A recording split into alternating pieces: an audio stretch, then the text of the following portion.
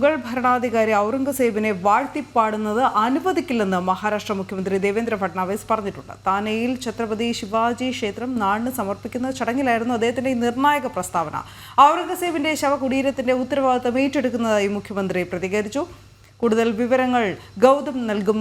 ഗൗതം, ഫട്നാവിസിന്റെ വാക്കുകളിലേക്ക് എത്താം അല്ലേ? അനു, ഈ മഹാരാഷ്ട്രയിൽ നിലവിൽ ഔറംഗസേബുമായി ബന്ധപ്പെട്ടുള്ള വിവാദം നിൽക്കുന്ന ഘട്ടത്തിലാണ് മഹാരാഷ്ട്ര മുഖ്യമന്ത്രി ദേവേന്ദ്ര ഫട്നാവിസ് വളരെ സുപ്രധാനമായൊരു പ്രസ്താവന നടത്തിയത്. അദ്ദേഹം മഹാരാഷ്ട്രയിലെ തന്നെ താനെയിൽ ഛത്രപതി ശിവാജി മഹാരാജിൻ്റെ ഒരു ക്ഷേത്രം നാടിന് സമർപ്പിക്കുന്ന ഘട്ടത്തിലാണ് ഔറംഗസേബിനെ പറ്റിയുള്ള വാഴ്ത്തുപാട്ടുകൾ താൻ അധികാരത്തിലിരിക്കുന്ന സംസ്ഥാനത്ത് അനുവദിക്കില്ല എന്ന കൃത്യമായ സന്ദേശം നൽകിയത്.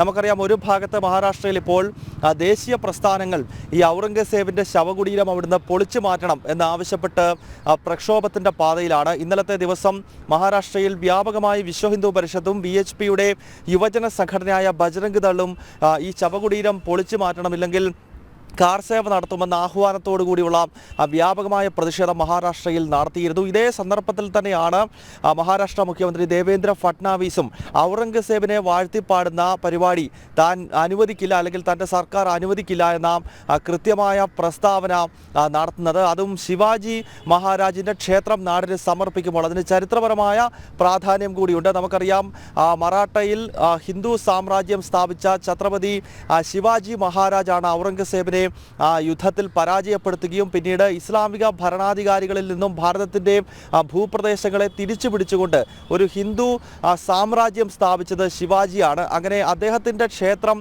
സമർപ്പിക്കുന്ന ഘട്ടത്തിൽ തന്നെയാണ് ഔറംഗസേബിൻ്റെ വാഴ്ത്തുപാട്ടുകൾ മഹാരാഷ്ട്രയിൽ അനുവദിക്കത്തില്ല എന്ന സന്ദേശം ദേവേന്ദ്ര ഫട്നാവിസ് നൽകുന്നത്. എന്തായാലും ഇത് ദേശീയ സംഘടനകൾക്ക്, പ്രത്യേകിച്ച് മഹാരാഷ്ട്രയിൽ ഈ ഔറംഗസേബിനെതിരെ ഇപ്പോൾ പ്രതിഷേധിക്കുന്ന സംഘടനകൾക്ക് വലിയ ആത്മവിശ്വാസം നൽകുന്ന ഒരു പ്രതികരണം തന്നെയാണ് മഹാരാഷ്ട്ര മുഖ്യമന്ത്രിയുടെ ഭാഗത്ത് നിന്ന് ഉണ്ടായിരിക്കുന്നത് എന്ന കാര്യത്തിൽ സംശയമില്ല.